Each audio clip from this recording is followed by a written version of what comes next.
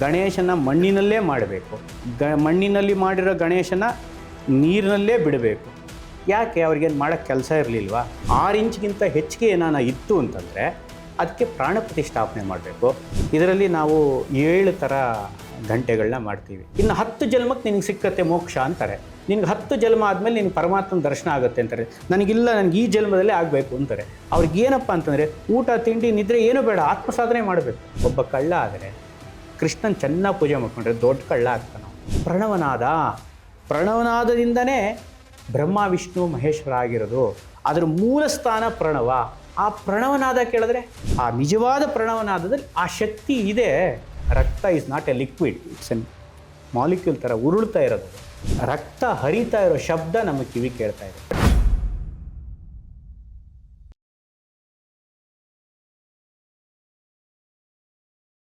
ಇದರ ಮೇಲಿನ ನಂಬಿಕೆ ಕಡಿಮೆ ಇರೋರು ಇದನ್ನು ಅಂದರೆ ಮೂಲದಲ್ಲಿ ಏನಿತ್ತೋ ಅದನ್ನು ಬಿಟ್ಟು ಸುಮ್ಮನೆ ಎಲ್ಲನೂ ಕೂಡ ಅವ್ರಿಗೆ ಬೇಕಾದ ಹಾಗೆ ಅನುಕೂಲಕ್ಕೆ ಬೇಕಾದ ಹಾಗೆ ಇದು ಮಾಡ್ಕೊಂಡಿದ್ದಾರೆ. ಎಲ್ಲರನ್ನೂ ಒಂದು ಹಿಡಿತಕ್ಕೆ ಇಟ್ಕೊಳ್ಳೋದಕ್ಕೋಸ್ಕರ ಈ ಥರದ ವ್ಯವಸ್ಥೆಗಳನ್ನು ಮಾಡಿದ್ದಾರೆ. ಸುಮ್ಮನೆ ಒಂದು ಆರಾಧನೆಗೆ ಅಂತ ಹೇಳ್ಕೊಂಡು ಮಾಡಿದ್ದಾರೆ ಅನ್ನುವಂಥ ಆರ್ಗ್ಯುಮೆಂಟ್ಗಳನ್ನು ನಾನು ಕೇಳಿದ್ದೀನಿ. ಈಗ ಹಬ್ಬಗಳಲ್ಲಿ ವಿಚಾರಣೆಗೆ ಬರೋಣ. ಗಣೇಶನ ಹಬ್ಬ. ಗಣೇಶನ ಹಬ್ಬ ಯಾವಾಗ ಬಂತು ಅಂತಂದರೆ ತಿಲಕರು ತಂದರು, ಭಾರತನ ಒಗ್ಗೂಡಿಸ್ಬೇಕು ಅಂತ. ಅದಕ್ಕೂ ಹಿಂದೆ ಇರಲಿಲ್ವ ಗಣೇಶ ಹಬ್ಬ? ಇತ್ತು. ಜ್ಞಾನಿಗಳ ಪ್ರಕಾರ ಯಾಕೆ ಗಣೇಶನ ಹಬ್ಬ ತಂದರು? ಗಣೇಶನ ಮಣ್ಣಿನಲ್ಲೇ ಮಾಡಬೇಕು. ಮಣ್ಣಿನಲ್ಲಿ ಮಾಡಿರೋ ಗಣೇಶನ ನೀರಿನಲ್ಲೇ ಬಿಡಬೇಕು. ಯಾಕೆ ಅವ್ರಿಗೇನು ಮಾಡೋಕ್ಕೆ ಕೆಲಸ ಇರಲಿಲ್ವಾ? ಫ್ರೀಯಾಗಿದ್ದರು, ಮಣ್ಣು ಫ್ರೀಯಾಗಿ ಸಿಗ್ತಾಯಿತ್ತು, ನೀರು ಅಲ್ಲಲ್ಲಿ ಕೆರೆಗಳು ಕುಂಟೆಗಳು ಹರಿಯೋ ನದಿಗಳಿತ್ತು ಅಂಥೇಳಿ ನೀರಲ್ಲಿ ಬಿಡುವಂತಿದ್ರ? ಇಲ್ಲ. ಜ್ಞಾನಿಗಳೆಲ್ಲವೂ ತಂದಿರೋದು ತಪೋದೃಷ್ಟಿ, ವೈಜ್ಞಾನಿಕವಾಗಿ ತ್ರಿಕಾಲ ಸತ್ಯವಾದಂಥ ಇಂದೂ ಸತ್ಯವಾಗಿರುವಂತಹ ವಿಷಯಗಳದು. ಮೂಲಾಧಾರದ ಅಧಿಪತಿ ಪೃಥ್ವಿ ತತ್ವ. ಆ ಪೃಥ್ವಿ ತತ್ವ ಅಂತಂದರೆ ಮಣ್ಣು. ಮೂಲಾಧಾರೇ ಸ್ಥಿತೋಸಿ ನಿತ್ಯ ಅಂದರೆ ನಮ್ಮ ಮೂಲಾಧಾರದ ಒಂದು ನಾಡಿ ಇರುತ್ತೆ, ಅದು ಒಂದು ಮೊಗ್ಗು ಕೆಳಗಾಗಿರುತ್ತೆ. ಆ ಮೂಲಾಧಾರ ಅಧಿಪತಿ ಗಣೇಶ. ಆ ತತ್ವ ಬಂದು ಮೂಲಾಧಾರ ತತ್ವ ಬಂದು ಮಣ್ಣು, ಪೃಥ್ವಿ ತತ್ವ ಆಗಿರೋದ್ರಿಂದ ಮಣ್ಣಿನಲ್ಲಿ ಮಾಡಿ ಗಣೇಶನ ಆರಾಧನೆ ಮಾಡಿ ನಿಮಗೆ ಮೊಗ್ಗಾಗಿರೋದು ಅರಳಿದ ಕಮಲವಾಗಲಿ, ಮುಂದಿನ ಚಕ್ರಕ್ಕೆ ಹೋಗಲಿ. ಮುಂದಿನ ಚಕ್ರ ಜಲತತ್ವ. ಈ ಪೃಥ್ವಿ ತತ್ವವು ಪ್ರಸನ್ನವಾಗಿ ಮೂಲಾಧಾರ ತತ್ವದಿಂದ ಮುಂದಿನ ತತ್ವದ ಜಲತತ್ವದಲ್ಲಿ ಲಯವಾಗಲಿ ಅಂತ ತಂದರು. ಇವತ್ತು ಆರ್ಕೆಸ್ಟ್ರಾ, ಕುಣಿತ, ಇನ್ನು ಇದೆಲ್ಲ ಮ್ಯೂಟ್ ಮಾಡ್ತೀರೇನೋ ಆ ಪದಗಳೆಲ್ಲ ಬರುತ್ತೆ. ಹಾಗಾಗಿದೆ. ಆದರೆ ಜ್ಞಾನಿಗಳು ತಂದಿದ್ದು ತಪೋದೃಷ್ಟಿ. ಹೇಳಿ, ಇವಾಗ ಗಣೇಶನ ಹಬ್ಬ ಮೋಕ್ಷ ಮಾರ್ಗವಾಗಿ ಮಾರ್ಕೆಟಲ್ಲಿ ಇವತ್ತು ನಾವು 2025 ಆಚರಣೆ ಮಾಡ್ತಾ ಇರೋರು ಯಾರಿಗಾನ ಈ ವಿಷಯ ಗೊತ್ತಾ? ಗೊತ್ತಿರೋರು ಈ ರೀತಿಯಾಗಿ ಆಚರಣೆ ಮಾಡ್ತಾ ಇದ್ದಾರಾ? ರೋಡಲ್ಲಿ ಆಚರಣೆ ಮಾಡ್ತಾ ಇದ್ದಾರೆ. ನನಗೆ ಅದು ತುಂಬ ಸಂತೋಷ ಇದ್ದಾರೆ. ಆದರೆ ವೈಜ್ಞಾನಿಕವಾಗಿದೆಯಾ? ಧಾರ್ಮಿಕವಾಗಿದೆಯಾ? ಧರ್ಮ ಪ್ರಕಾರವಾಗಿದೆಯಾ? ಜ್ಞಾನಿಗಳ ತಂದ ದೃಷ್ಟಿಯಲ್ಲಿದೆಯಾ? ನೋವಾಗುತ್ತೆ ಹೇಳ್ಕೊಳ್ಳೋಕ್ಕೆ. ಇಲ್ಲ ಅಂತಲೇ ಒಪ್ಕೋಬೇಕಾಗತ್ತೆ ಸದ್ಯದ ಪರಿಸ್ಥಿತಿನಲ್ಲಿ. ಆದರೆ ಜ್ಞಾನಿಗಳು ತಂದಿದ್ದು ಮೋಕ್ಷ ಮಾರ್ಗವೇ. ಈಗ ಹೇಳಿ, ಇದರಲ್ಲಿ ಡಂಬಾಚರಣೆ ಏನಿದೆ ಅಥವಾ ಮೌಢ್ಯ ಏನಿದೆ? ಇದರಲ್ಲಿ ಮಾಡಬಾರ್ದಂಥದ್ದು ಏನಿದೆ? ಮನುಕುಲದವರು ಎಲ್ಲರೂ ಮಾಡಲೇಬೇಕಾಗಂಥ ವಿಷಯ ಆಗಿದೆ. ಮತ್ತು ಇದೇ ಗಣೇಶ ಹಬ್ಬದಲ್ಲಿ ಕಡುಬು ಯಾಕೆ ಮಾಡಬೇಕು ಅಂತ, ಕಡುಬು ಮೋದಕ ಯಾಕೆ ಮಾಡಬೇಕು ಅಂತಂದರೆ ಉದರ ತೃಪ್ತಿ ದಾಮೋದರ ತೃಪ್ತಿ ಎರಡೂ ಆಗಲಿ ಅಂತ ತಂದರು. ನಮ್ಮ ಶ್ರೀರಂಗ ಮಹಾಗುರುಗಳು ಹೇಳ್ತಾ ಇದ್ರು, ಉದರ ತೃಪ್ತಿ ಮತ್ತು ದಾಮೋದರನ ತೃಪ್ತಿ ಅಂದರೆ ಮೋಕ್ಷ ಮಾರ್ಗ ಕಡೆಗೆ ಹೋಗ್ಬೇಕಂತಂದರೆ ನಮಗೆ ಒಳಗಡೆ ಪ್ರವೇಶ ಆಗಬೇಕಂದ್ರೆ ನಮಗೆ ಕಣ್ಣು ಮೂಗು ಬಾಯಿ ನಾಲ್ಗೆ ಎಲ್ಲ ಕೊಟ್ಟಿರೋದು ಎಲ್ಲ ಬಿಟ್ಬಿಟ್ಟು ಬರೀ ತಪಸ್ಸು ಮಾಡ್ಕೊಂಡಿರಲಿ ಅಂತಲ್ಲ. ಯೋಗಾಯತನವೂ ಇಟ್ಕೊಳ್ಳಿ, ಭೋಗಾಯತನವೂ ಇಟ್ಕೊಳ್ಳಿ.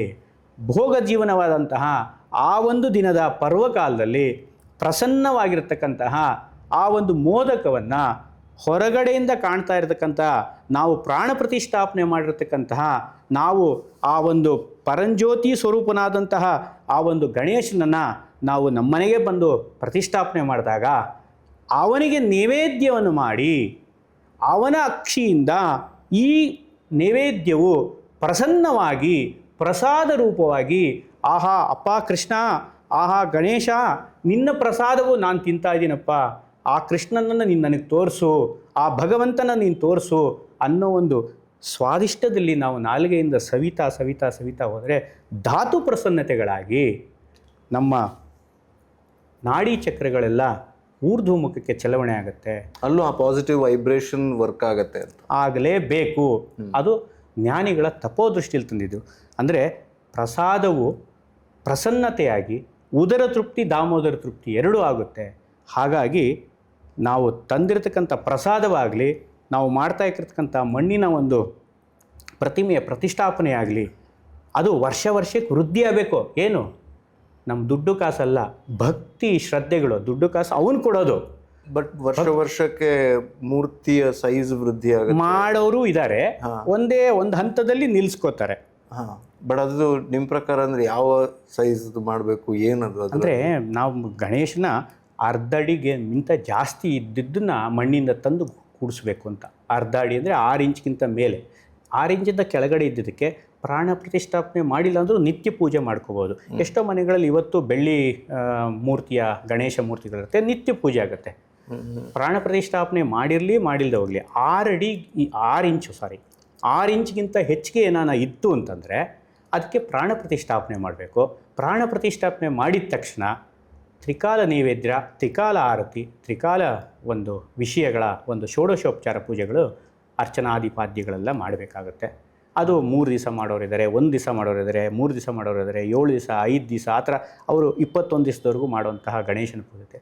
ಮತ್ತು ಮಾಸ ಸಂಕ್ರಮಣ ಅಂತಂದ್ಬಿಟ್ಟು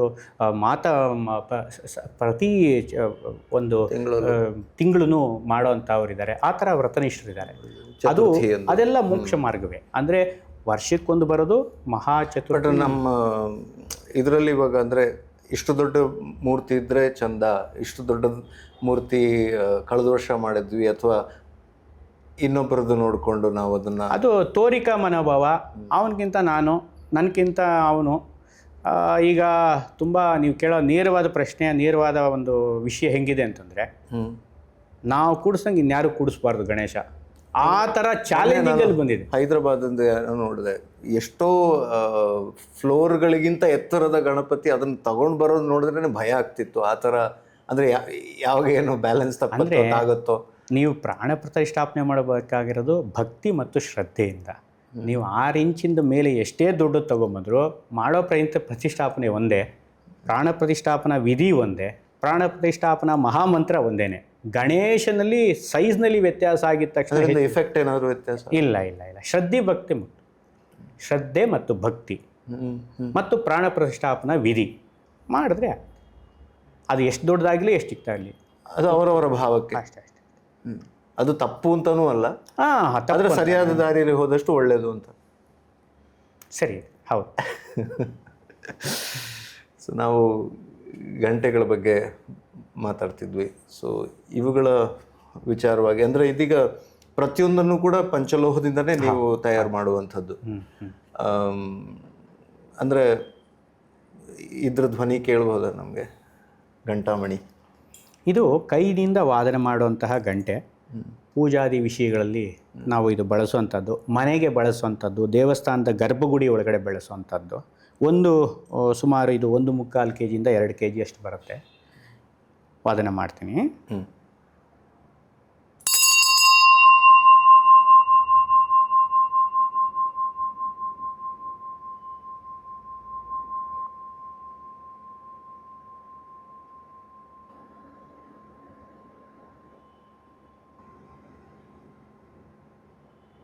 ಇನ್ನು ಕೇಳಿಸ್ತಾ ಇತ್ತು. ಈಗ ಕೈ ಮುಟ್ಟಿ ಗೊತ್ತಾಗುತ್ತೆ, ವೈಬ್ರೇಷನ್ ಬರ್ತಾ ಇರುತ್ತೆ. ಅಲ್ಲಿ ಈಗಲೂ ಕೇಳಿಸ್ತಿದೆ. ಅಂದರೆ ನಿಮಗೆ ಫೀಲ್ ಆಗ್ತಾ ಇದೆ, ಫೀಲ್ ಆಗ್ತಾ ಇದೆ. ಅಂದರೆ ಏನಂತಂದರೆ ಈ ಓಂಕಾರ ಧ್ವನಿ ಪ್ರಾರಂಭವಾಗಿ ಓಂಕಾರದಲ್ಲೇ ಲೈವ್ ಆಗುತ್ತೆ. ನಮ್ಮ ಕಿವಿ ಕೇಳೋದು 10 ಡೆಸಿಬೆಲ್ವರೆಗೂ ಕೇಳುತ್ತೆ, ಅದಕ್ಕೆ ಮೇಲೆ ಕೇಳಲ್ಲ. ಅಂದರೆ ಗಂಟೆಯಲ್ಲಿ ನಿಂತೋಗಿರಲ್ಲ, ಇನ್ನೂ ಬರ್ತಾ ಇರುತ್ತೆ. ಅದು ಕಂಪನ ಆಗಿ ಆಗಿ ಆಗಿ ಓಂ ಓಂ ಓಂ ಓಂ ಓಂ ಓಂ ಓಂ ಅಂತ ಬಂದು ಓಮಲ್ಲೇ ಲಯವಾಗುತ್ತೆ. ಅದು ಸಾಧಕನಿಗೆ ಮತ್ತು ಏಕಾಗ್ರತೆಗೆ, ಪೂಜಾದಿ ವಿಷಯಗಳಿಗೆ, ಅಂತರ್ದರ್ಶನದ ಗೋಚರ ವಿಷಯಗಳಿಗೆ, ಅಂತರ್ಮಾರ್ಗದ ಒಂದು ಪ್ರವೇಶಕ್ಕೆ ಇದು ಬಹಳ ಸಹಕಾರಿಯಾಗುತ್ತೆ. ಅತ್ಯುತ್ತಮ ಸಾಧನ ಅಂತ ಹೇಳ್ಬೋದು. ಮತ್ತು ಅದರಲ್ಲೇ ಇನ್ನೊಂದು ಸೈಜ್ ಇದೆ, ಇದು ಬಂದು 1 kg ತೂಕದ್ದು, ಸುಮಾರು 1 kg, 1 kg ಸೈಜು ಮತ್ತೆ ಶೇಪ್ ಕೂಡ ಒಂದ್ ಸ್ವಲ್ಪ ವ್ಯತ್ಯಾಸಗಳಿದ್ದಾವೆ. ನಾವು ಗಂಟೆಯ ಶೇಪ್ ಮೇಲೆ ಕೆಲಸ ಮಾಡೋದಿಲ್ಲ. ಗಂಟೆ ಪ್ರಣವನಾದ ಬರ್ತಾ ಇದೆಯಾ, ಚಂದ ಕಾಣಬೇಕಲ್ಲ, ಚಂದ ಕಾಣಬೇಕು ಪ್ಲಸ್ ಕೇಳಬೇಕು. ಆದರೆ ಯಾವುದು ಅಂತಂದರೆ ನಮ್ಮದು ಮುಖ್ಯ ಮೂಲ ಗುರಿ ಏನಂತಂದರೆ ಪ್ರಣವನಾದದ ಮೇಲೆ ವರ್ಕ್ ಮಾಡ್ತೀವಿ. ಪ್ರಣವನಾದ ಬರಬೇಕು, ಪ್ರಣವನಾದ ಬಂದರೆ ಮಾತ್ರ ಅದು ಪ್ರಣವನಾದ ಗಂಟೆ ಅಂತ ನಾವು ಕೊಡೋದು. ಇದರಲ್ಲಿ ನೀವು ನೋಡ್ಬೋದು ಶಂಖ ಚಕ್ರ ಬ್ಯಾಕ್ ಟು ಬ್ಯಾಕ್ ಇರುತ್ತೆ. ಇದರಲ್ಲಿ ನಾವು 7 ಥರ ಗಂಟೆಗಳನ್ನ ಮಾಡ್ತೀವಿ. 7. ಇದರಲ್ಲಿ ಶಂಖ ಚಕ್ರ ಇದೆ, ನಂದೀಶ್ವರ ಇದೆ, ಪ್ರಣವಜ್ಯೋತಿ ಪ್ರಣವಾಕ್ಷರ ಇದೆ, ಬ್ರಹ್ಮಾಂಡ ಗೋಲ ಇದೆ, ಆಂಜನೇಯರಿದೆ, ಮತ್ತು ಆಂಜನೇಯರು ಮತ್ತು ಬ್ಯಾಕ್ ಸೈಡಲ್ಲಿ ಗರುಡ ಆಂಜನೇಯರು. ಈ ರೀತಿಯಾಗಿ ಒಂದು 7 ಕೈಗಂಟೆಗಳನ್ನ. ಬ್ರಹ್ಮಾಂಡ ಗೋಲ ಉಳಿದದೆಲ್ಲ ಕೇಳ್ದಂಗಿದೆ. ಬ್ರಹ್ಮಾಂಡ ಗೋಲ ಅಂದರೆ ಟಾಪಲ್ಲಿ ಫುಲ್ ರೌಂಡಾಗಿ ಬರುತ್ತೆ. ಅದು ನನ್ನ ಹತ್ರ ಸಾಧುಗಳು, ಸಿದ್ಧರು, ಯೋಗ ಪುರುಷರು, ರಾತ್ರಿ ಪೂಜೆ ಮಾಡುವಂತಹ ವ್ರತನಿಷ್ಠರು ನಮ್ಮ ಹತ್ರ ತಗೋತಾರೆ. ಏನಂತ ವ್ಯತ್ಯಾಸ ಏನಂತಂದರೆ ಅದು ಯಾವುದೇ ಒಂದು ದೇವರ ವಿಗ್ರಹದ ಆರಾಧನೆಯಲ್ಲಿ ಇರಲ್ಲ. ಅವ್ರು ಏನಂತಂದರೆ ಅಹಂ ಬ್ರಹ್ಮಾಸ್ಮಿ ಅಂತ, ನಾನು ಬ್ರಹ್ಮನ ಹುಡುಕ್ತಾ ಇದ್ದೇನೆ, ಪರಬ್ರಹ್ಮ ನನಗೆ ಸಿಗಬೇಕು, ಅದಕ್ಕೆ ಬ್ರಹ್ಮಾಂಡ ಗೋಲ.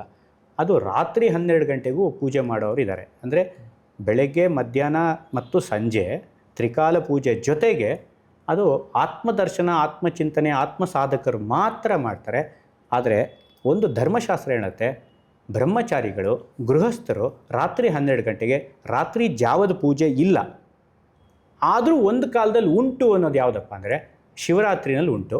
ಕೆಲವರು ಯಾರೋ ಪದ್ಧತಿ ಮಾಡ್ಕೊಂಬಂದಿರೋರು ಮಾಸ ಶಿವರಾತ್ರಿ ಅಂತ ಮಾಡ್ತಾರೆ. ಅವರು ರಾತ್ರಿ 12 ಗಂಟೆಗಿದೆ. ಅವರು ವ್ರತನಿಷ್ಠರಾಗಿದ್ದರೆ ಮಾತ್ರ ಮಾಡ್ತಾರೆ. ಇಲ್ಲ ಅಂತಂದರೆ ಆ ಒಂದು ರಾತ್ರಿ ಪೂಜೆ ನಿಷಿದ್ಧ ಅಂತಿದೆ. ಅದು ನಿಶಾಚರಗಳು ಓಡಾಡೋದಂದರೆ ಅಗೋಚರ ಶಕ್ತಿಗಳು ಓಡಾಡೋವಂಥ ಸಮಯ. ಆತ್ಮದರ್ಶನಕ್ಕೆ ಅದು ಸಾಧಕರಿಗೆ ಮಾತ್ರ ಸಾಧ್ಯ. ಗೃಹಸ್ಥರು ಮತ್ತು ಬ್ರಹ್ಮಚಾರಿಗಳು ಆ ಕಷ್ಟಪಡಬೇಡಿ. ಉಳಿದಿರೋ ಪರ್ವಕಾಲಗಳು ಏನು ದಿನ ಬೆಳಗಾರೆ ಸೂರ್ಯೋದಯ ಸೂರ್ಯಾಸ್ತಮ ಆಗುತ್ತೆ, ಆವಾಗ ನೀವು ಆ ಸಂಧಿ ಕಾಲಗಳಲ್ಲಿ ಉಪಯೋಗ ಪಡ್ಕೊಳ್ಳಿ. ಕಷ್ಟಪಟ್ಟು ಯಾಕೆ ಪಡಿತೀರಾ? ಇದು ಸುಲಭವಾಗಿ ಸಿಗುತ್ತೆ. ಕಷ್ಟ ಜಾಸ್ತಿ. ಹಾಂ. ಬಟ್ ಅಂದರೆ ಅದರ ಫಲವೂ ಜಾಸ್ತಿಯಾ ಹೇಗೆ ಅಂದರೆ ವ್ಯತ್ಯಾಸ? ಸಾಧಕರು ಅದು 2 ಥರ ಮಾಡ್ತಾರೆ. ಹಾಗಿದ್ರೆ ಕಷ್ಟ ಜಾಸ್ತಿ ಅದು. ಈಗ ಕಷ್ಟ ಜಾಸ್ತಿ ಬೇಕು ಅಂತಂದು ಯಾಕೆ ಮಾಡ್ತಾರೆ ಅಂತಂದರೆ ಅವ್ರು ಇಷ್ಟಪಟ್ಟು ಮಾಡ್ತಾರೆ. ಅವ್ರು ಬೇಕಾಗಿದ್ದು ಪಡಿಲೇಬೇಕಾಗಿರುತ್ತೆ. ಇನ್ನು 10 ಜನ್ಮಕ್ಕೆ ನಿನಗೆ ಸಿಕ್ಕತ್ತೆ ಮೋಕ್ಷ ಅಂತಾರೆ. ನಿನಗೆ 10 ಜನ್ಮ ಆದಮೇಲೆ ನಿನಗೆ ಪರಮಾತ್ಮನ ದರ್ಶನ ಆಗುತ್ತೆ ಅಂತಾರೆ. ನನಗೆ ಈ ಜನ್ಮದಲ್ಲೇ ಆಗಬೇಕು ಅಂತಾರೆ. ಆವಾಗ ಅವರೇ ಆದಂಥ ಗುರುಗಳೋ ಅಥವಾ ಭಗವಂತನೋ ಅಥವಾ ಸ್ವ ತಪಸ್ನಿಂದನೋ ಮಾಡ್ತಾರೆ. ಆತ್ಮ ಸಾಧಕರಿಗೆ ಅವ್ರಿಗೇನಪ್ಪ ಅಂತಂದರೆ ಊಟ ತಿಂಡಿ ನಿದ್ರೆ ಏನೂ ಬೇಡ, ಆತ್ಮ ಸಾಧನೆ ಮಾಡಬೇಕು. ಆ ಒಂದು ತುಳಿತ ಇರುತ್ತೆ, ಗುರಿ ಮುಟ್ಟಿಸ್ತಾರೆ. ಆ ಭಗವಂತನ ಒಂದು ಶಕ್ತಿನೇ ಹಾಗೆ. ನಾನು ಈ ಹಿಂದೆ ಹೇಳ್ದಂಗೆ ಬಹುಬೀಜ. 1 ಸ್ಟೆಪ್ ಮುಂದೆ ಹೋಗಿ ನೀವು, ಅವನು 100 ಸ್ಟೆಪ್ ಮುಂದೆ ಬರ್ತಾನೆ. ನೀವು ಬೇಕು ಅಂತ ಅಂದ್ಕೊಳ್ಳಿ, ನೀವು ನಾನು ಇದನ್ನು ಮಾಡ್ತೀನಿ ಅಂತ ಅಂದ್ಕೊಳ್ಳಿ, ಸಂಕಲ್ಪ ಮಾಡ್ಕೊಳ್ಳಿ, ಮುಂದೆ ಅವನು ಕೈ ಹಿಡ್ಕೊಂಡು ಹೋಗ್ತಾನೆ. ಅದು ಕೆಟ್ಟದಾಗಲಿ ಒಳ್ಳೇದಾಗಲಿ. ಉದಹೋ ಅಂತಾನೆ. ಅಂದರೆ ಏನು? ವೃದ್ಧಿ ಮಾಡ್ತೀನಿ. ನೀನು ಕೆಟ್ಟವನಾಗ್ತೀಯಾ? ಸಿಂಪಲ್ ಎಕ್ಸಾಂಪಲ್ ಹೇಳ್ತೀನಿ. ಅದು ಈಗ ಉದಾಹರಣೆಗೋಸ್ಕರ ತಗೋತೀನಿ, ಯಾರೂ ಅನುಕರಣೆ ಮಾಡಬೇಡಿ.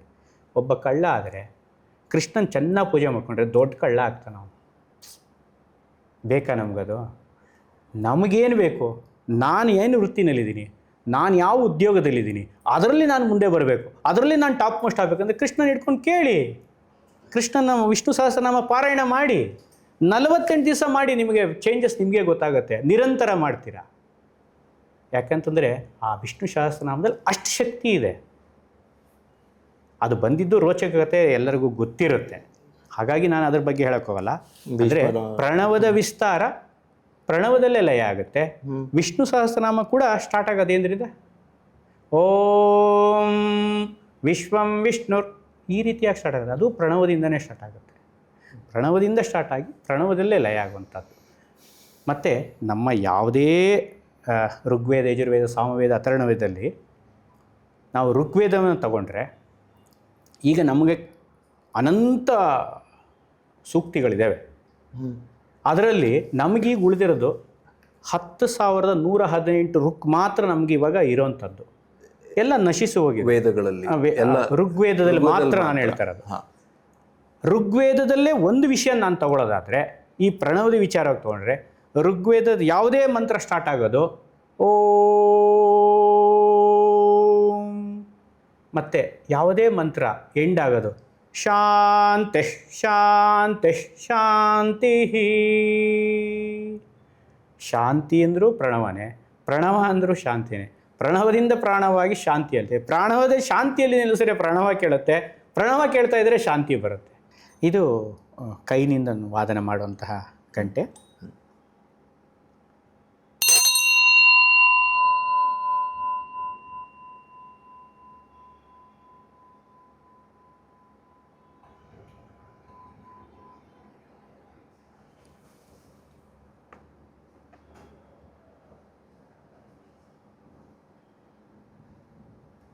ಅದು ಸೂಕ್ಷ್ಮವಾಗಿ ಪ್ರಣವದಲ್ಲೇ ಲಯ ಆಗುತ್ತೆ.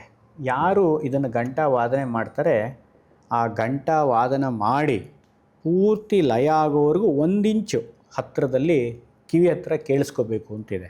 ಯಾಕೆ ಅಂತಂದರೆ ಜ್ಞಾನ ದೃಷ್ಟಿಯಲ್ಲಿ, ತಪೋದೃಷ್ಟಿಯಲ್ಲಿ ಯಾರು ತಪಸ್ಸೆಯಲ್ಲಿ ಅವರು ಯೋಗ ಸಮಾಧಿ ಸ್ಥಿತಿನ ತಲುಪ್ತಾರೆ, ಅವರಿಗೆ ಬಲಗಿವಿನಲ್ಲಿ ಪ್ರಣವನಾದ ಕೇಳುತ್ತೆ ಮೊಟ್ಟ ಮೊದಲಿಗೆ, ಆಮೇಲೆ ಹೃದಯ ಕಮಲಕ್ಕೆ, ಆಮೇಲೆ ಸಹಸ್ರಾರದಲ್ಲಿ ಕೇಳುತ್ತೆ ಅಂತ ವಿಷಯ ಇರೋದು. ಹಾಗಾಗಿ ನಾವು ಸ್ವಪ್ರಯತ್ನದಿಂದ ನಾವು ಆ ಥರ ಮಾಡ್ತಾ ಮಾಡ್ತಾ ಮಾಡ್ತಾ ಹೋದರೆ ಪ್ರಣವನಾದ ಆ ಥರ ಜ್ಞಾನಿಗಳು ತಂದ ತಪೋದೃಷ್ಟಿಯ ವಿಷಯ ಇದು ವೈಜ್ಞಾನಿಕವಾಗಿ ಇಂದಿಗೂ ಸತ್ಯ. ಈಗ ನನಗೆ ಪ್ರಣವನಾದ ಕೇಳ್ತಾ ಇಲ್ಲ, ಪ್ರಣವನಾದ ಇಲ್ಲ ಅಂತ ಹೇಳಿದ್ರೆ ಅದು ನಮ್ಮ ಮೌಢ್ಯ ಆಗುತ್ತೆ.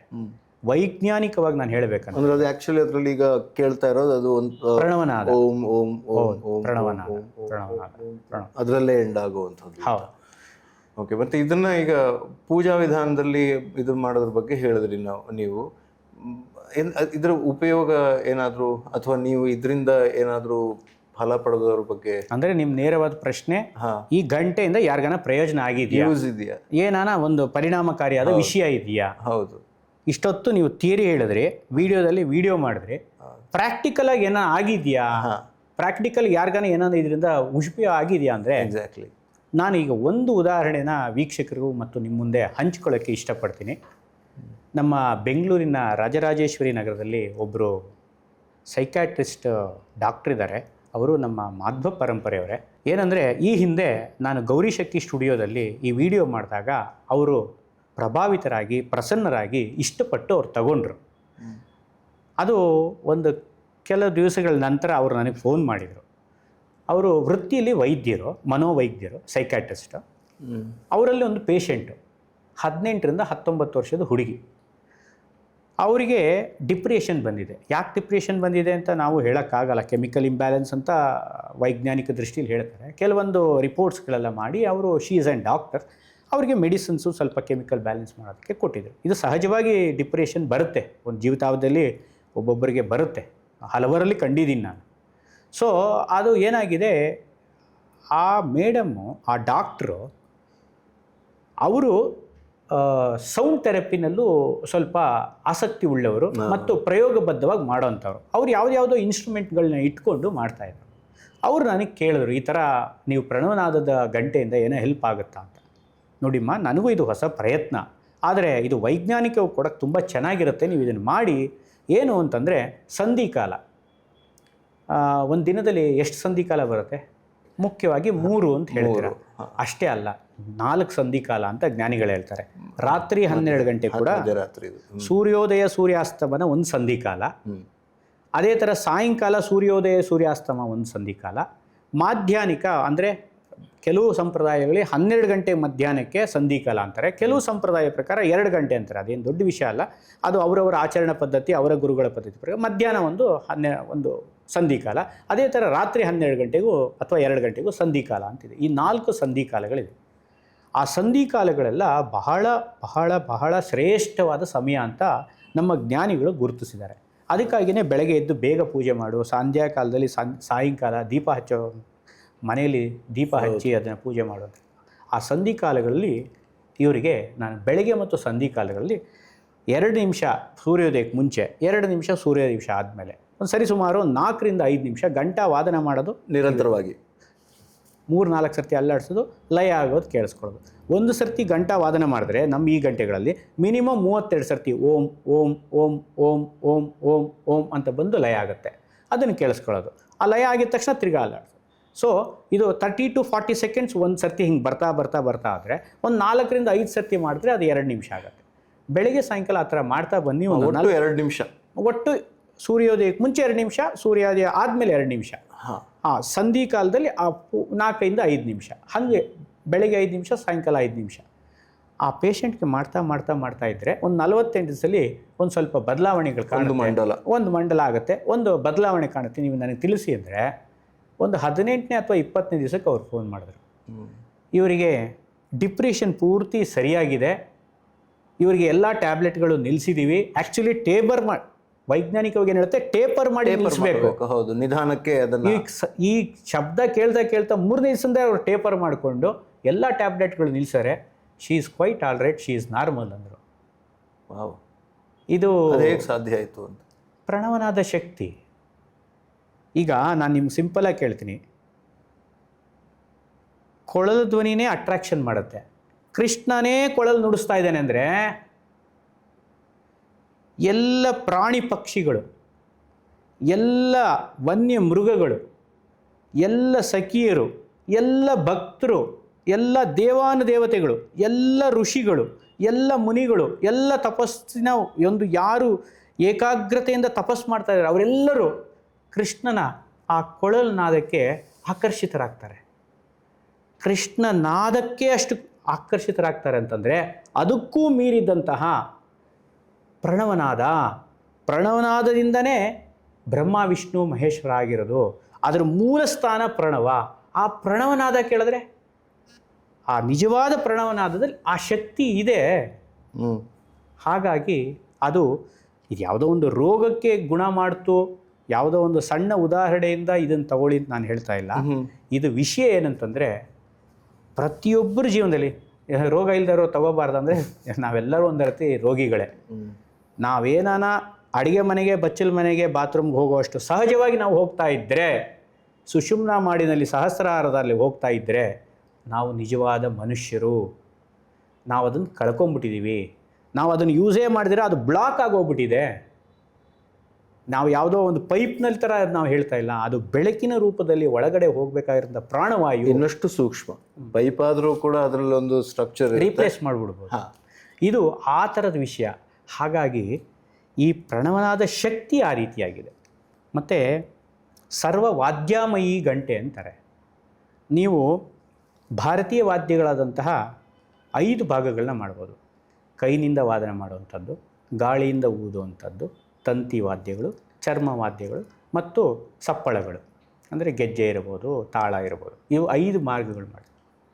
ಇದನ್ನು ಯಾವ ರೀತಿಯಾಗಿ ತಂತಿ ವಾದ್ಯಗಳನ್ನ ಮಾಡ್ತಾ ಮಾಡ್ತಾ ಮಾಡ್ತಾ ಮಾಡ್ತಾ ಮಾಡ್ತಾ ಮತ್ತು ಮೃದಂಗಗಳು ಮತ್ತು ಕೊಳಲು ಮತ್ತು ಶಹನಾಯಿಗಳಿಂದ ಆ ಜುಗಲ್ಬಂದಿ ಮಾಡ್ತಾಯಿದ್ರೆ ಆ ಒಂದು ರಾಗದ ಇವರ ತಾಳ ರಾಗ ಮಿಶ್ರಣ ಆಗಿ ಆಗಿ ಆಗಿ ಒಂದು ಸರ್ತಿ ಎಲ್ಲರೂ ಒಟ್ಟಾಗಿ ಆ ವಾದನವನ್ನು ಮಾಡಿದ್ರೆ ಎಲ್ಲ ವಾದ್ಯಗಳು, ಭಾರತೀಯ ವಾದ್ಯಗಳು ನಾನು ಹೇಳ್ತೇನೆ, ಎಲ್ಲ ಭಾರತೀಯ ವಾದ್ಯಗಳು ಒಂದೇ ತಾಳದಲ್ಲಿ, ಒಂದೇ ಲಯಬದ್ಧವಾದಂಥ ಒಂದೇ ಸ್ವರದಲ್ಲಿ, ಒಂದೇ ರಾಗದಲ್ಲಿ ಹಾಡಿದ್ರೆ ಅದು ಯಾವ ರೀತಿಯಾಗಿ ಕೇಳುತ್ತಪ್ಪ ಅಂದರೆ ಓ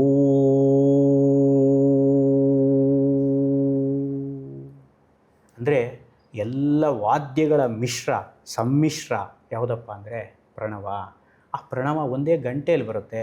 ಅಷ್ಟು ವಾದ್ಯಗಳು ನಮ್ಮ ಕೃಷ್ಣನ ಒಂದು ಪೂಜೆಯಲ್ಲಿ, ಆ ವೈಭವದಲ್ಲಿ, ಅವನ ಒಂದು ನಿತ್ಯ ಸಾನ್ನಿಧ್ಯದಲ್ಲಿ, ಅವನ ಅವತಾರ ಟೈಮ್ನಲ್ಲಿ 28,000 ವಾದ್ಯಗಳಿಂದ ಅವನಿಗೆ ಭಗವಂತನಿಗೆ ಆರಾಧನೆ ಮಾಡ್ತಾ ಇದ್ದಾರಂತೆ. ಇವತ್ತು 28 ಇಲ್ಲ, ಅದು ಬೇರೆ ಪ್ರಶ್ನೆ. ಆದರೆ ಆ 28,000 ವಾದ್ಯದ ಸಮ್ಮಿಶ್ರಣ, ಮೊತ್ತ, ಸಾರಾಂಶ, ಸಮರಿ ಈಸ್ ಪ್ರಣವ. ಅದು ಇದರಲ್ಲಿ ಸಿಗುತ್ತೆ ಅಂತ ಸರ್ವ ವಾದ್ಯಾಮಯಿ ಗಂಟ ಅಂತ. ಇದನ್ನು ನಾವು ಕೂಡ ನೋಡೋದಕ್ಕೆ ಬಿಟ್ಟಿದ್ದೀವಿ. ಇದು ಜಯ ಗಂಟೆ. ಇದು ಕೂಡ ಪಂಚಲೋಹದಲ್ಲೇ ಮಾಡಿರೋಂಥದ್ದು.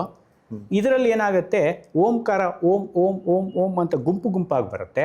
ಇದರಲ್ಲಿ ಅಲೆ ಥರ ಬರುತ್ತೆ, ಓಂ ಓಂ ಅಂತ ದೀರ್ಘವಾದ ಓಂ ಬರುತ್ತೆ. ಯಾಕಂದರೆ ಇದರ ರಚನೆ ಆಗಿದೆ ಮತ್ತು ಇದರ ಒಂದು ಆಕೃತಿ ಹಂಗಿದೆ. ಇದು ಅದು ಪಂಚಲೋಹ, ಆದರೆ ಇದರದ್ದು ಪರ್ಸೆಂಟೇಜ್ ಆಫ್ ಕೆಮಿಕಲ್ ಬಾಂಡಿಂಗ್ ಲೋಹದ ಪಾಕಶಾಸ್ತ್ರ ವಿಜ್ಞಾನದಲ್ಲಿ ಸ್ವಲ್ಪ ವ್ಯತ್ಯಾಸ ಇದೆ. ಇದು ನಮ್ಮ ಆವಿಷ್ಕಾರ. ಇದಕ್ಕೆ ನಾನು ಒಂದು ಮರದ ಕಡ್ಡಿಯಿಂದ ಮಾಡಿರೋಂಥದ್ದು ನಿಮಗೆ ಇದನ್ನು ತೋರಿಸೋದಾದರೆ,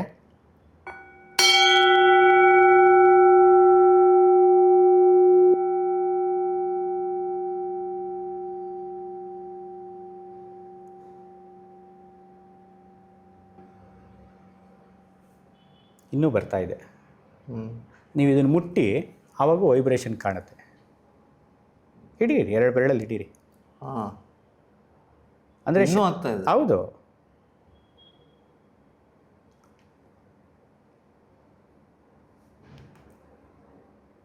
ಇನ್ನೂ ಬರ್ತಾ ಇದೆ. ಹಾಂ, ಅಂದರೆ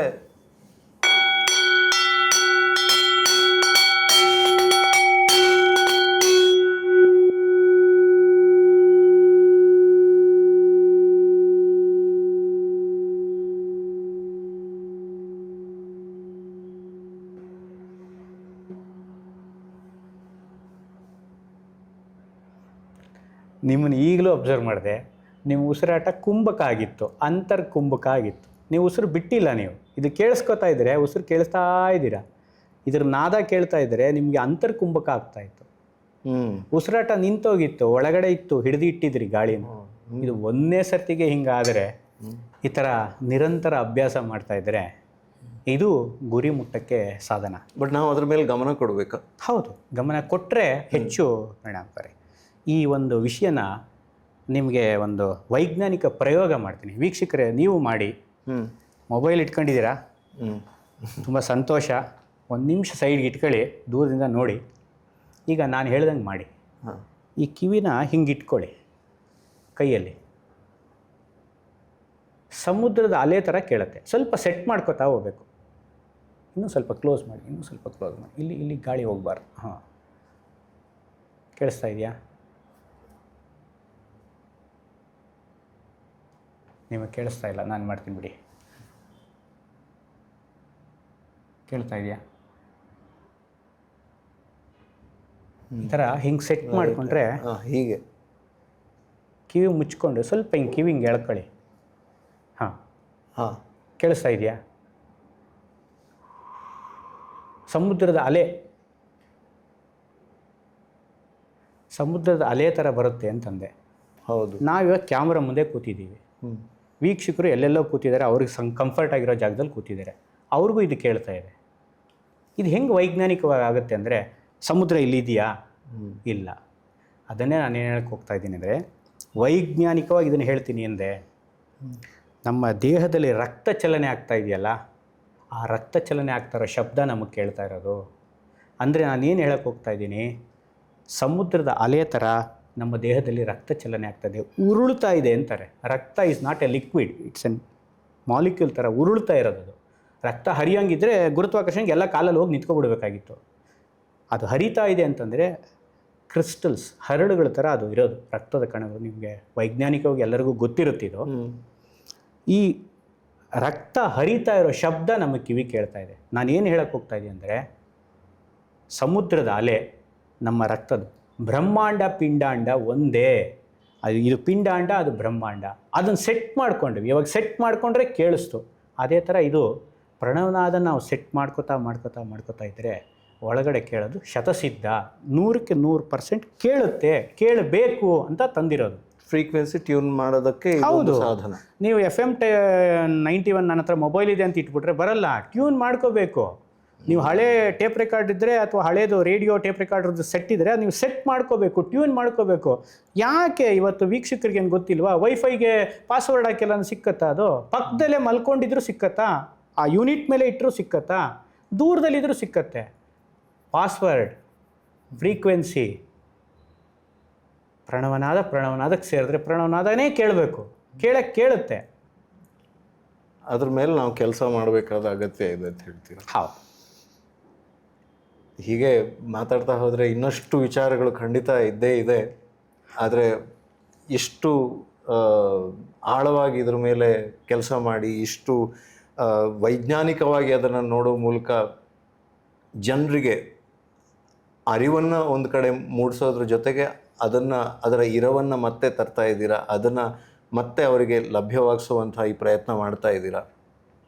ಮೊದಲಿಗೆ ಕಾರ್ಯಕ್ರಮಕ್ಕೆ ಬಂದಿದ್ದಕ್ಕೆ ಹೇಗೆ ಧನ್ಯವಾದ ಹೇಳಿದ್ದೀನೋ ಅದಕ್ಕಿಂತ ಮಿಗಿಲಾಗಿ ಈ ಥರ ಕೆಲಸ ಮಾಡ್ತಾ ಇರೋದಕ್ಕೆ ಧನ್ಯವಾದಗಳನ್ನು ಹೇಳ್ತಾ ಇಷ್ಟು ಹೊತ್ತು ನಮ್ಮ ಜೊತೆ ಸಮಯವನ್ನು ಕೊಟ್ಟು ಈ ವಿಚಾರವನ್ನು ಮಾಹಿತಿಯನ್ನು ಹಂಚ್ಕೊಂಡಿದ್ದಕ್ಕೆ ನಿಮಗೆ ಧನ್ಯವಾದಗಳನ್ನು ಮತ್ತೊಮ್ಮೆ ಹೇಳ್ತಾ ಇದ್ದೀನಿ.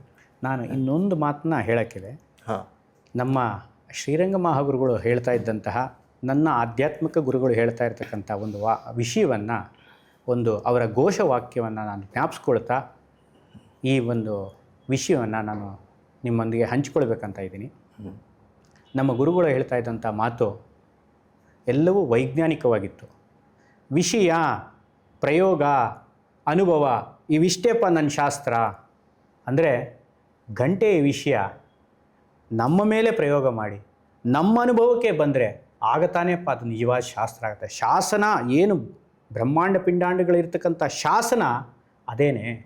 ಜ್ಞಾನಿಗಳು ತಪೋದೃಷ್ಟಿಯಿಂದ ತಂದಂಥ ಎಲ್ಲ ವೇದ ಮಂತ್ರಗಳೂ ಪ್ರಣವವೇ, ಪ್ರಣವದ ವಿಸ್ತಾರವೇ. ಹಾಗಾಗಿ ಈ ಗಂಟೆ ವಿಚಾರದಲ್ಲಿ ಗಂಟೆಯ ವಿಷಯ, ವೀಕ್ಷಕರಿಗೂ ಹೇಳೋದಿಷ್ಟೇ, ಗಂಟೆಯ ವಿಷಯ, ಗಂಟೆಯ ಪ್ರಯೋಗ, ಗಂಟೆಯ ಅನುಭವ ನಿಮಗೆ ಆದಾಗಲೇ ತಾನೇ ಅದರ ಪರಮ ಸುಖ. ಹಾಗಾಗಿ ಈ ಒಂದು ವೈಜ್ಞಾನಿಕವಾದಂತಹ ವಿಷಯ, ಪ್ರಯೋಗ, ಅನುಭವ ಇವಿಷ್ಟೇಪ್ಪ ನನ್ನ ಶಾಸ್ತ್ರ ಅಂತ ಹೇಳುವಂಥ ನಮ್ಮ ಶ್ರೀರಂಗ ಮಹಾಗುರುಗಳನ್ನ ನೆನೆಸ್ಕೊಳ್ತಾ ಭಕ್ತಿ ಶ್ರದ್ಧೆಗಳಿಂದ ಈ ಒಂದು ವಾಕ್ಪುಷ್ಪಗಳನ್ನ ಅವರಿಗೆ ಸಮರ್ಪಣೆ ಮಾಡ್ತಾಯಿದ್ದೀನಿ. ಇಷ್ಟು ಹೊತ್ತು ನೋಡಿದಂತಹ ಪ್ರಿಯ ವೀಕ್ಷಕರಿಗೂ ನನಗೆ ಅವಕಾಶ ಮಾಡಿಕೊಟ್ಟಂತಹ ತಮಗೂ ಅನಂತ ಧನ್ಯವಾದಗಳು. ಶ್ರೀರಂಗ. ಕಾಕತಾಳೀಯವೋ ಏನೋ ಅಥವಾ ಆ ಯೋಚನೆ ಅದೇ ರೀತಿ ಇತ್ತೋ ಏನೋ, ನಮ್ಮ ಹೀಗೆ dive deep with Badakila Pradeep ಅನ್ನೋದು ಬಡಕಿಲಾ ಪ್ರದೀಪ್ ಚಾನಲಲ್ಲಿ ಹೇಗೆ ಬರ್ತಾ ಇದೆಯೋ, ಇತ್ತೀಚೆಗಷ್ಟೇ ನಾವು ರಿವರ್ಬ್ ಓಮ್ ಅನ್ನೋ ಒಂದು ಹೊಸ ಚಾನಲನ್ನು ಆರಂಭ ಮಾಡಿದ್ದೀವಿ. ಅದರಲ್ಲಿ ಈ ಥರದ ಧ್ಯಾನದ ಶ್ಲೋಕಗಳಿರ್ಬೋದು, ಮಂತ್ರಗಳಿರ್ಬೋದು, ಓಂಕಾರ ಇರ್ಬೋದು, ಈ ರೀತಿಯ ಬೇರೆ ಬೇರೆ ಆಡಿಯೋಗಳನ್ನು, ವಿಡಿಯೋಗಳನ್ನು ನಾವು ಈಗ ಪ್ರಸಾರ ಮಾಡೋದಕ್ಕೆ ಆರಂಭ ಮಾಡಿದ್ದೀವಿ. ಸೊ ನಿಮ್ಗೆ ಈಗಾಗಲೇ ಹೇಳಿದ ಹಾಗೆ ಅದರ ಮೂಲಕ ಕೂಡ ನಾವು ಈ ಪ್ರಣವದ ನಾದವನ್ನು ಜನರಿಗೆ ತಿಳಿಸುವಂಥ ಒಂದು ಪ್ರಯತ್ನ ಮಾಡಬಹುದಾ ಅಂತ ನಿಮ್ಮ ಹತ್ರ ಕೇಳ್ತಾ ಇದ್ದೀನಿ. 100% ಸದ್ವಿಚಾರ ಸಜ್ಜನರಿಗೆ, ಸದ್ವಿಷಯವು ಸಮಯದಲ್ಲಿ ತಲುಪಲಿ ಅನ್ನೋದೇ ನಮ್ಮ ಉದ್ದೇಶ. ನೀವು ಮಾಡ್ತಾ ಇರೋದು ಅತ್ಯಂತ ಉಪಯುಕ್ತವಾದಂಥ ಕಾರ್ಯ. ಯಾರ್ಯಾರು ಏನೇನೋ ನೋಡಿ ಟೈಮ್ ಪಾಸ್ ಮಾಡ್ತಾ ಇದ್ದಾರೆ. ಟೈಮ್ ಹೆಂಗೆ ಯಾರಿಗೂ ಗೊತ್ತಿಲ್ಲ, ಟೈಮ್ ಮಾತ್ರ ಓಡ್ತಾ ಇದೆ. ಆದರೆ ಬಳಕೆ ಆಗಬೇಕು ಅನ್ನೋ ಒಂದು ನಿಮ್ಮ ಒಂದು ಮನಸ್ಥಿತಿ ಮತ್ತು ಸಜ್ಜನರಿಗೆ ಸದ್ವಸ್ತು ಸದ್ವಿಚಾರಗಳು ತಲುಪಿಸ್ಬೇಕಂತ ಮಾಡ್ತಿರ್ತಕ್ಕಂಥ ಈ ಪ್ರಯತ್ನ ಸಫಲ ಆಗಲಿ ಅಂತ ನಾನು ಆ ಗುರು ಮತ್ತು ಭಗವಂತನಲ್ಲಿ ಪ್ರಾರ್ಥನೆ ಮಾಡ್ತೀನಿ. ಅದು 100% ನೀವು ಮಾಡಿ ಅದು ಯಶಸ್ವಿ ಆಗಲಿ ಅಂತ ನನ್ನ ಮನದಾಳದ ನನ್ನ ಗುರುವಿನ ಶಕ್ತಿಯೊಂದಿಗೆ ನಿಮಗೆ ನಮಸ್ಕಾರಪೂರ್ವಕವಾಗಿ ವಿಜ್ಞಾಪನೆ ಮಾಡ್ಕೋತಾ ಇದ್ದೀನಿ. ನಿಮ್ಮ ಕಾರ್ಯಕ್ರಮಕ್ಕೆ ಬಂದಿದ್ದಕ್ಕೆ ಕೃತಜ್ಞತಾಪೂರ್ವಕವಾಗಿ ನಿಮಗೆ ಹಾರ್ದಿಕ್ ಹರ್ಬಲ್ಸ್ನವರ ಈ ಒಂದು ಹ್ಯಾಂಪರ್ ಇದೆ, ಶ್ರೀರಂಗ ಸತ್ವಂ ಅಂತ. ಅದು ಕೂಡ ಸತ್ವಯುತವಾದ ಇದು, ಅಂದರೆ ಬೇರೆ ಬೇರೆ ಹರ್ಬಲ್ ಇದನ್ನು ಇಟ್ಕೊಂಡು ಅವರು ಬೇರೆ ಬೇರೆ ಪ್ರಾಡಕ್ಟ್ಸ್, ಸೋಪ್ ಇರ್ಬೋದು, ಹಾಗೆ ಹರ್ಬಲ್ ಎಕ್ಸ್ಟ್ರಾಕ್ಟ್ನ ವಾಟರ್, ಈ ಥರದ್ದೆಲ್ಲ ಇದೆ. ಸೊ ಧನ್ಯವಾದಗಳೊಂದಿಗೆ ಕೊಡ್ತಾ ಇದ್ದೀವಿ. ಜೊತೆಗೆ ಗ್ರಾಮರಾಜ್ಯ ಅಂತ ಅನ್ನೋ ಸಂಸ್ಥೆಯಿಂದ ಇಲ್ಲಿಂದ ಅಂದರೆ ನಿಮಗೆ 100% ಅಂದರೆ ನ್ಯಾಚುರಲ್ ಪ್ರಾಡಕ್ಟ್ಸ್ ಅನ್ನು ಅವರು ಕೊಡ್ತಾರೆ. ಸೊ ಇದು ಕೂಡ ರಾಮಚಂದ್ರಪುರ ಮಠದವ್ರದ್ದು. ಸೊ ಹಾಗೆ ಇದು ಗ್ರಾಮರಾಜ್ಯ, ಇವರು ತುಂಬ ಅಂಗಡಿಗಳು ಇದೆ. ಹೌದು, ಅಂಗಡಿಗಳಿದೆ, ಆನ್ಲೈನ್ನಲ್ಲೂ ಕೂಡ. ಆಮೇಲೆ ಇವರದು ನಾನು ಒಂದು ಸದ್ವಿಚಾರ ಹೇಳೋದೇನೆಂದರೆ, ನಾನು ಅಗ್ನಿಹೋತ್ರ ಬೆಳಗ್ಗೆ ಮತ್ತು ಸಂಜೆ ಮಾಡ್ತೀನಿ. ರಾಮಚಂದ್ರಪುರದ ಮಠದ ಆ ಬೆರಣಿನೇ ನಿಜವಾದ ಶುದ್ಧವಾದ ಇಟ್ಕೊಂಡು ನಾನು ಅದನ್ನು ಉಪಯೋಗಿಸ್ತಾ ಇದ್ದೀನಿ. ಅವರ ತುಪ್ಪ ಇರಬಹುದು, ಮತ್ತೆ ಭಸ್ಮ ಇರಬಹುದು. ಬೆರಣಿ ನಾನು ಬೆರಣಿ ಪ್ರತಿನಿತ್ಯ ಇವ್ರದೇ ಉಪಯೋಗಿಸೋದು ನಾನು. ತುಂಬ ಸಂತೋಷ. ಅದೇ ನಮಗೂ ಅದನ್ನ ನಿಮಗೆ ಕೊಡೋದಕ್ಕೆ ಇದಾಗ್ತಾ ಇದೆ, ಖುಷಿ ಆಗ್ತಾ ಇದೆ. ಧನ್ಯವಾದಗಳು. ನಮಸ್ಕಾರ. ಇದು ಈ ಹೊತ್ತಿನ ವಿಶೇಷ. ಇದು ಈ ಹೊತ್ತು ಮಾತ್ರ ಅಲ್ಲ, ಯಾವ ಹೊತ್ತಲ್ಲಾದರೂ ಕೂಡ ನಮಗೆ ಮುಖ್ಯವಾದ್ದು ಅನ್ನೋದನ್ನು ತಿಳ್ಕೊಳ್ಳುವಂಥ ಸಾಧ್ಯತೆ ಇವತ್ತು ನಮಗೆ ಸಿಕ್ತು. ನಮ್ಮ ಈ ಮಾತುಕತೆಯನ್ನು ಇನ್ನಷ್ಟು ಮುಂದುವರಿಸುವ ಯೋಚನೆ ಇದೆ, ಅದನ್ನು ಅವರ ಮುಂದೆ ಇಟ್ಟು ಕೂಡ ಆಗಿದೆ. ನಿಮ್ಮಲ್ಲೂ ಕೂಡ ಈ ಎಲ್ಲ ವಿಚಾರಗಳ ಸುತ್ತ ಯಾವುದೇ ಪ್ರಶ್ನೆಗಳಿದ್ದರೂ ಕೂಡ ಅದನ್ನು ನೀವು ನಮಗೆ ಕೇಳಬಹುದು. ಅದನ್ನು ಮುಂದೆ ನಾವು ಕೇಳೋ ಮೂಲಕ ಅವರಿಂದ ಉತ್ತರಗಳನ್ನು ಒಂದು ಪಡೆಯೋ ಪ್ರಯತ್ನವನ್ನು ಮಾಡೋಣ. ಸೊ ನಿಮ್ಮ ಪ್ರಶ್ನೆಗಳನ್ನು ನಮಗೆ ಕಮೆಂಟ್ಗಳ ಮೂಲಕ ಇರಬಹುದು ಅಥವಾ ಬೇರೆ ಎಲ್ಲ ರೂಪದಲ್ಲಿ ಕೂಡ ನೀವು ಮೇಲ್ ಕೂಡ ಮಾಡಬಹುದು ನಮಗೆ. ಅದನ್ನು ನೀವು ಕೇಳಿ. ನಿಮ್ಮನ್ನು ಮುಂದಿನ ಸಂಚಿಕೆಯಲ್ಲಿ ಸಿಗ್ತೀನಿ. ಮುಂದಿನ ಸಂಚಿಕೆಯಲ್ಲಿ ಮತ್ತೊಬ್ಬ ವ್ಯಕ್ತಿತ್ವ ನಮ್ಮ ಜೊತೆ ಇರ್ತಾರೆ. ಅವ್ರ ಜೊತೆ let's dive deep into conversation ಅಂತ ಹೇಳ್ತಾ ನಮಸ್ಕಾರ.